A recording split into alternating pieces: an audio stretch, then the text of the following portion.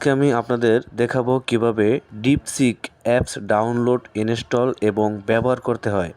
DeepSeek হলো chat জিপিটির মতোই একটি শক্তিশালী এআই চ্যাটবট, যা আরও উন্নত এবং দ্রুত গতির। তাহলে চলুন শুরু করি।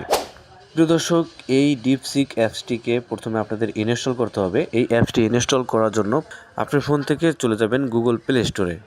নিচের দিকে সার্চ বক্স পাবেন, জাস্ট এখানে ক্লিক করবেন।